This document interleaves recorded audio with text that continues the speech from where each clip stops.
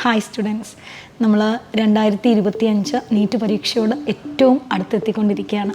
എനിക്ക് തോന്നുന്നു ഈ ഒരു സമയത്ത് നിങ്ങൾക്ക് ഞാൻ പഠിച്ചത് എത്രത്തോളം ഓർക്കും, അല്ലെങ്കിൽ എങ്ങനെയാണ് പരീക്ഷ എന്നുള്ളതിനേക്കാൾ ഉപരി പരീക്ഷ എങ്ങനെ എഴുതണം, എന്തൊക്കെയാണ് ഞാൻ പരീക്ഷാ ഹാളിൽ ക്വസ്റ്റ്യൻ പേപ്പർ പൊട്ടിച്ചതിന് ശേഷം ചെയ്യേണ്ടത്, അങ്ങനെയുള്ള കാര്യങ്ങളെക്കുറിച്ചും കുറച്ച് കൺസേൺസ് ഉണ്ടെന്ന് എനിക്ക് തോന്നി. അപ്പോൾ അതൊന്ന് നിങ്ങളോട് പറയാം എന്ന് കരുതിയാണ് ഞാൻ ഇന്നതേ വന്നിരിക്കുന്നത്. നമുക്ക് നമ്മുടെ കയ്യിൽ ക്വസ്റ്റ്യൻ ബുക്ക്ലെറ്റ് കിട്ടിയിരിക്കുന്നു. നമ്മളത് ഓൾറെഡി പൊട്ടിച്ചിട്ടുമുണ്ട്. പൊട്ടിച്ചു കഴിഞ്ഞാൽ നമ്മൾ പരീക്ഷ എഴുതാൻ തുടങ്ങുകയാണ് കേട്ടോ.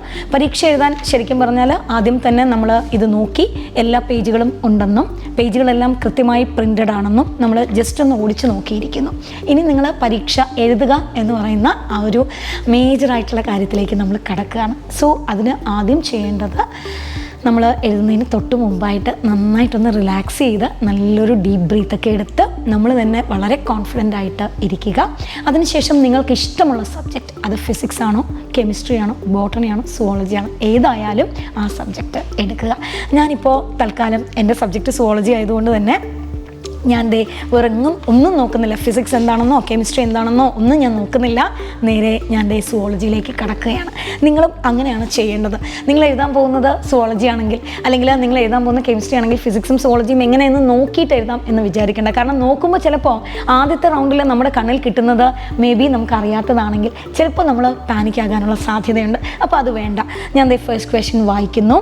അപ്പോൾ ഇവിടുത്തെ ഫസ്റ്റ് ക്വസ്റ്റ്യൻ ഞാൻ വായിക്കുമ്പോൾ തന്നെ എനിക്ക് മനസ്സിലാകുന്നുണ്ട്, ഒരു പെർട്ടിക്കുലർ ഗ്രൂപ്പിൻ്റെ, അതായത് കോൺട്രിത്തൈറ്റ്സിൻ്റെ ക്യാരക്ടർ അല്ലാത്തത് ഏത് എന്നാണ് ഞാൻ കാണുന്ന ആദ്യത്തെ ക്വസ്റ്റ്യൻ. അപ്പോൾ നിങ്ങൾ ഇതുപോലെ ഫസ്റ്റ് ക്വസ്റ്റ്യൻ വായിക്കുമ്പോൾ നിങ്ങൾക്കത് അറിയാൻ പറ്റും. എനിക്കിത് അറിയാം, ഞാൻ വായിച്ചതാണ്, പഠിച്ചതാണ്, എനിക്ക് ഓക്കെ ആണെങ്കിൽ ഓപ്ഷൻ നോക്കുക. ഓരോ ഓപ്ഷൻ വായിക്കുമ്പോഴും 4 ഓപ്ഷൻ ഉണ്ട്. ആദ്യത്തെ ഓപ്ഷൻ വായിച്ചു, യെസ് ഇത് ക്യാരക്ടറാണ്. അപ്പോൾ ക്വസ്റ്റ്യനിൽ എപ്പോഴും ക്യാരക്ടർ അല്ലാത്തതെന്ന് പറയുമ്പോൾ ആ നോട്ട് എന്നുള്ളിടത്ത് ഒരു ചെറിയ വട്ടം നിങ്ങൾ വരച്ച് വയ്ക്കുക. കാരണം പിന്നീട് നോക്കുമ്പോൾ നമുക്ക് അറിയാനാണ്. ആ വട്ടം വരച്ച് വെച്ചതിന് ശേഷം ക്യാരക്ടർ ഏത്, അപ്പോൾ ക്യാരക്ടർ ആദ്യത്തേത് ക്യാരക്ടറാണ്, ഓക്കെ ഫൈൻ. രണ്ടാമത്തത് ക്യാരക്ടറാണ്, ഓക്കെ ഫൈൻ, ഒരു ചെറിയ ടിക്ക് മാർക്ക് ചെയ്യുന്നു. മൂന്നാമത്തത് വരുമ്പോൾ നിങ്ങൾ പഠിച്ചതിൽ ക്യാരക്ടർ അല്ല, U are sure about that, just ഒരു ഇൻറ്റു ഇട്ട് പോകുന്നു. നാലാമത്തത് വരുമ്പോൾ വീണ്ടും നിങ്ങൾക്ക് അറിയാം അത് ക്യാരക്ടറാണ്. സോ 4 ഓപ്ഷനിൽ മൂന്നാമത്തത് മാത്രമാണ് ക്യാരക്ടർ അല്ല എന്ന് നിങ്ങൾ മനസ്സിലാക്കി കഴിഞ്ഞു. അങ്ങനെയാണെങ്കിൽ മൂന്നാമത്തത് മനസ്സിലാക്കി കഴിഞ്ഞാൽ ഒന്നുകൂടെ അതൊന്ന് ചിന്തിക്കണം, അത് ഏതെങ്കിലും തരത്തിൽ ക്യാരക്ടറായിട്ട് വരാനുള്ള സാധ്യതയുണ്ടോ, ഞാൻ വായിച്ചത് ശരിയാണോ, അത് മലയാളത്തിലൊക്കെ ഒന്നുകൂടെ ഒന്ന് ആലോചിച്ച് കൃത്യമാക്കി വെച്ച് if you are sure about that answer അതൊന്നുകൂടെ ഒന്ന് റീകളക്ട് ചെയ്ത് ബാക്കി എല്ലാ ക്യാരക്ടറും ഉള്ളതാണോ, എന്തെങ്കിലും പ്രോബബിലിറ്റി അല്ലെങ്കിൽ പോസിബിലിറ്റി വരാനുള്ള സാധ്യതയുണ്ടോ, അതൊക്കെ ഒന്നുകൂടി വിശകലനം ചെയ്ത് ആൻസർ ഓക്കെ ആണെങ്കിൽ നമ്മുടെ OMR എടുക്കുന്നു. അപ്പോൾ നമ്മൾ 136ാമത്തെ ക്വസ്റ്റ്യൻ്റെ ആൻസർ നമ്മൾ ഓൾറെഡി 3 കണ്ടുപിടിച്ച് വെച്ചിട്ടുണ്ട്. അപ്പോൾ 3 ബബിൾ കൃത്യമായിട്ട് ഒന്ന് പോയിന്റ് ഔട്ട് ചെയ്യുക. അതിനുശേഷം ആ ബബിൾ കംപ്ലീറ്റ് ആയിട്ട് തന്നെ മാർക്ക് ചെയ്യുക. OMR ബബിൾ ചെയ്തതിന് ശേഷം നമ്മൾ ഈ ക്വസ്റ്റ്യൻ പേപ്പറിൽ അത് ചെയ്ത ആൻസർ ആണെന്ന് അറിയാനായി ഒരു വട്ടം വരച്ച് ഒന്ന് ടിക്ക് ചെയ്ത് വെക്കുന്നു. ചെറിയ വട്ടം വരയ്ക്കുന്നതിന് പകരം വിസിബിൾ ആയിട്ടുള്ള ഒരു നല്ല വട്ടം ഡാർക്കൻ ചെയ്ത് വരച്ച് വെച്ച് ഒരു ടിക്ക് മാർക്കും കൂടി നിങ്ങൾ ചെയ്തു കഴിഞ്ഞാൽ നിങ്ങൾക്ക് ഉറപ്പിക്കാം. കാരണം പെട്ടെന്ന് രണ്ടാമത്തെ വായന വരുമ്പോൾ നമുക്കത് വളരെ വേഗം ഞാനിത് ചെയ്തതാണെന്ന് മനസ്സിലാക്കാൻ സഹായിക്കും. ഇനി അടുത്ത ക്വസ്റ്റ്യൻ നോക്കിയപ്പോൾ തന്നെ എനിക്ക് മനസ്സിലാകുന്നു, ഇല്ല ഇത് എനിക്ക് കുറച്ചൊന്ന് ആലോചിക്കണം. എന്നാലും ഞാനൊന്ന് ഓപ്ഷൻ വായിക്കാൻ ശ്രമിക്കുന്നു. ഓപ്ഷൻ വായിക്കുന്നു, but I'm not sure about that, കുറച്ചുകൂടെ ഒന്ന് ആലോചിക്കണം, കുറച്ചുകൂടെ ഒന്ന് തിങ്ക് ചെയ്യണം എന്ന് തോന്നുകയാണ്. ഫൈൻ, നിങ്ങളിപ്പോൾ എഴുതുന്നില്ല. അങ്ങനെയാണെങ്കിൽ ഒന്നും ചെയ്യണ്ട, കാരണം നമ്മൾ ഓൾറെഡി ചെയ്തത് ടിക്ക് ചെയ്ത് വെച്ചിട്ടുണ്ട്.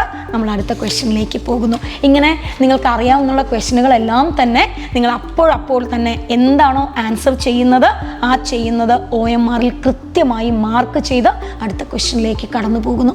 ഏതെങ്കിലും ക്വസ്റ്റ്യൻ, ഇപ്പോൾ സേ ഫോർ എക്സാമ്പിൾ ഇവിടെ കുറേ സ്റ്റേറ്റ്മെൻറ്റ് ടൈപ്പ് ഓഫ് ക്വസ്റ്റ്യൻസ് ആണ് ഞാൻ കാണുന്നത്. അപ്പോൾ 4 സ്റ്റേറ്റ്മെൻറ്റുകൾ കാണുന്നു.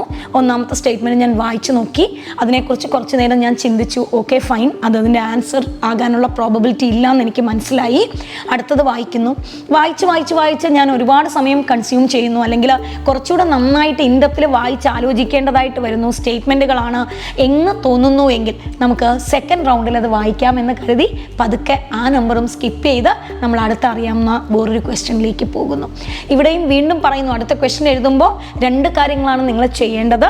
ഇപ്പോൾ നമ്മൾ ചെയ്യുന്ന ക്വസ്റ്റ്യൻ നമ്പർ ഏതാണെന്ന് മനസ്സിൽ ഓർത്ത് വയ്ക്കുക. അത് OMR മാർക്ക് ചെയ്യുന്നതിന് തൊട്ട് മുൻപേ നിങ്ങളുടെ കൈ വെച്ചിരിക്കുന്ന ആ ഫിംഗർ ഒന്നുകൂടി ഒന്ന് നോക്കുക. നമുക്ക് എപ്പോഴും ലെഫ്റ്റ് ഹാൻഡ് ആ ക്വസ്റ്റ്യനിലെ ഫിംഗറിൽ വയ്ക്കാം. അതുപോലെ തന്നെ നമ്മുടെ പെൻ പോയിന്റ് ചെയ്ത് നമുക്ക് ആ OMRൻ്റെ നമ്പറിലും വയ്ക്കാം. ഈ രണ്ടും മാറി മാറി കൃത്യമായിട്ടൊന്ന് കൺഫേം ചെയ്തതിന് മാത്രം, ഒരു റീകൺഫർമേഷന് ശേഷം മാത്രം നമ്മൾ ആൻസർ മാർക്ക് ചെയ്യുന്നു. വീണ്ടും നമ്മളിത് തുടരുന്നു. ഓക്കെ, സുവോളജി അത്യാവശ്യം ഞാൻ ആൻസർ ചെയ്തു. ഇനി നിങ്ങൾക്ക് ചെയ്യാൻ ഇഷ്ടം കെമിസ്ട്രിയാണ് അല്ലെങ്കിൽ ബോട്ടണിയാണ്. അടുത്ത സബ്ജക്റ്റിലേക്ക് നമ്മൾ മാറുന്നു. ഇതേ അപ്രോച്ച് നമ്മൾ കണ്ടിന്യൂ ചെയ്യുന്നു. ഇങ്ങനെ ഒരു റൗണ്ട് എല്ലാ ക്വസ്റ്റ്യനുകളിലൂടെയും നമ്മൾ കടന്നു പോയി കഴിഞ്ഞാൽ ഇനി സെക്കൻഡ് റൗണ്ടിൻ്റെ സമയമാണ്. ആദ്യത്തെ ക്വസ്റ്റ്യൻ ചെയ്തതിനേക്കാളും കുറച്ചുകൂടെ സമയമെടുത്താൽ കിട്ടും എങ്കിൽ എനിക്ക് സെക്കൻഡ് റൗണ്ട് ഓഫ് ക്വസ്റ്റ്യനുകളിലേക്ക് പോകാം. ഇവിടെ ഒരിക്കലും ബയോളജി ഞാൻ ചെയ്തു തീർക്കുന്നത് 30 മിനിറ്റിനകത്തായിരിക്കും, അല്ലെങ്കിൽ 45 മിനിറ്റിനകത്തായിരിക്കും. ഫിസിക്സ് ചെയ്യാൻ ഞാൻ ഇത്രയും സമയം മാറ്റിവെക്കും. അങ്ങനെയുള്ള പ്രീ അസംഷൻ ഒരിക്കലും പരീക്ഷാ ഹാളിൽ വേണ്ട. കാരണം ചില ബയോളജി ക്വസ്റ്റ്യൻസ് നിങ്ങൾക്ക് വിത്തിൻ സെക്കൻഡ്സ് ചെയ്യാൻ പറ്റും. നമുക്കൊരു 15 സെക്കൻഡ് കൊണ്ട് തന്നെ ചെയ്യാൻ പറ്റുന്ന തരത്തിലുള്ള വളരെ ഈസി ആയിട്ടുള്ള ക്വസ്റ്റ്യനുകൾ കാണും. നേരെ മറിച്ച് ചിലപ്പോൾ 1 മിനിറ്റ് അല്ലെങ്കിൽ ഒരു 55 സെക്കൻഡ് ആലോചിച്ചാലേ കിട്ടൂ. ചില സമയത്ത് വലിയ വലിയ സ്റ്റേറ്റ്മെൻറ്റുകൾ വരുമ്പോൾ 1 മിനിറ്റ് 10 സെക്കൻഡെങ്കിലും ആലോചിക്കേണ്ടി വരും. അങ്ങനെയുള്ള ക്വസ്റ്റ്യനുകളും ഉണ്ടാകും. അതുകൊണ്ട് ഒരിക്കലും പ്രീപ്രഡിക്റ്റ് ചെയ്ത് നിങ്ങളുടെ ഒരു അസംഷൻ ഞാൻ ഇത്ര സമയം കൊണ്ട് ഇത് തീർക്കും എന്ന് വയ്ക്കേണ്ട. ഇനി ഫിസിക്സ്, മാത്തമാറ്റിക്കൽ സ്കിൽസും കാൽക്കുലേഷൻസും ഒക്കെ വേണ്ടതാണെങ്കിൽ പോലും ചിലപ്പോൾ നിങ്ങൾക്ക് വളരെ എളുപ്പത്തിൽ ഒരു 30 സെക്കൻഡ്സ് കൊണ്ടോ 45 സെക്കൻഡ്സ് കൊണ്ടോ ഒക്കെ ചില ക്വസ്റ്റ്യൻസ് ചെയ്യാൻ പറ്റും. അവിടെയും ചില ക്വസ്റ്റ്യൻസ് നിങ്ങൾ വിചാരിക്കുന്ന സമയത്തിനപ്പുറം ഇച്ചിരി ഒന്ന് ലെങ്തി ആയിട്ട് കയറിപ്പോകാം.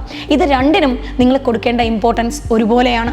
കാരണം നിങ്ങൾ എപ്പോഴും മനസ്സിലാക്കേണ്ടത് ഏറ്റവും ഡിഫിക്കൽട്ടായിട്ടുള്ള ഒത്തിരി കാൽക്കുലേഷൻസ് വരുന്ന ഒരുപാട് സ്റ്റെപ്പുകൾ എഴുതി നിങ്ങൾ ചെയ്ത ക്വസ്റ്റ്യന് നിങ്ങൾക്ക് കിട്ടാൻ പോകുന്ന അതേ 4 മാർക്ക് തന്നെയായിരിക്കും ഏറ്റവും വേഗം നിങ്ങൾ വളരെ പെട്ടെന്ന് 15 സെക്കൻഡ് കൊണ്ട് ചെയ്ത ക്വസ്റ്റ്യനും. അതുകൊണ്ട് തന്നെ മാർക്കിന് ഡിഫറൻസ് ഇല്ലാത്തത് കൊണ്ട് നിങ്ങൾക്ക് കൊടുക്കുന്ന പ്രയോറിറ്റിക്കും നിങ്ങൾ ഡിഫറൻസ് വയ്ക്കാൻ പാടില്ല. ഇനി എല്ലാം കഴിഞ്ഞതിന് ശേഷം 1, 2, 3 ക്വസ്റ്റ്യൻ ഒന്നും അറിയില്ല, ഞാൻ ഒത്തിരി സമയമെടുക്കും എന്ന് കരുതി വിട്ടിട്ടുണ്ടാകും അല്ലേ? ഏറ്റവും അവസാനം ആ ക്വസ്റ്റ്യനുകളിലേക്കാണ് പോകുന്നത്. ആ ക്വസ്റ്റ്യനുകൾ പോകുമ്പോഴാണ് നമുക്ക് ഓപ്ഷൻസ് എലിമിനേറ്റ് ചെയ്ത് നോക്കാം. അവിടെയും നെഗറ്റീവ് അടിക്കുമോ എന്ന് പേടിച്ച് അല്ല നമ്മൾ ഇരിക്കുന്നത്.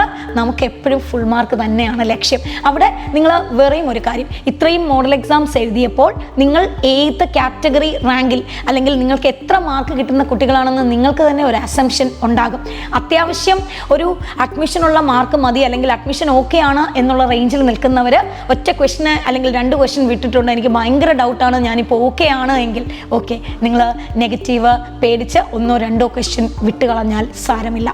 നേരെ മറിച്ച് ആദ്യത്തെ 10 റാങ്കുകളാണ് നിങ്ങളുടെ സ്വപ്നം, അതിനു വേണ്ടിയിട്ടാണ് ശ്രമിച്ചത്, ഒരു ക്വസ്റ്റ്യൻ വിട്ടിരിക്കുന്നു, അത് നെഗറ്റീവിനെ പേടിച്ച് അങ്ങനെയുള്ള ആ ഒരു ബ്രിം ലെവലിൽ നിൽക്കുന്നവരാണെങ്കിൽ ഡെഫിനറ്റ് ആയിട്ടും ആ ക്വസ്റ്റ്യൻ അറ്റാക്ക് ചെയ്യണം. അവിടെ ആ ക്വസ്റ്റ്യൻ വായിച്ച് നോക്കി അവിടെയാണ് നിങ്ങൾക്ക് ഓപ്ഷൻ എലിമിനേറ്റ് ചെയ്ത് നോക്കാം.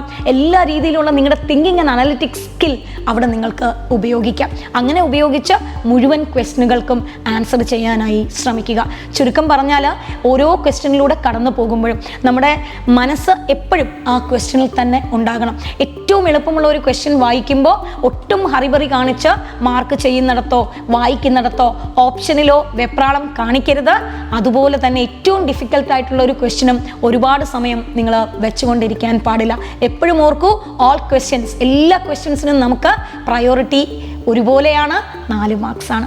സോ ഇത്രയും കാര്യങ്ങൾ നിങ്ങൾ കൃത്യമായി പരീക്ഷാ ഹാളിൽ ചെയ്യുകയാണെങ്കിൽ ഉറപ്പായും നീറ്റ് നിങ്ങൾക്ക് സ്വന്തം. Brilliant Study Center, India's #1 coaching center for NEET and JEE.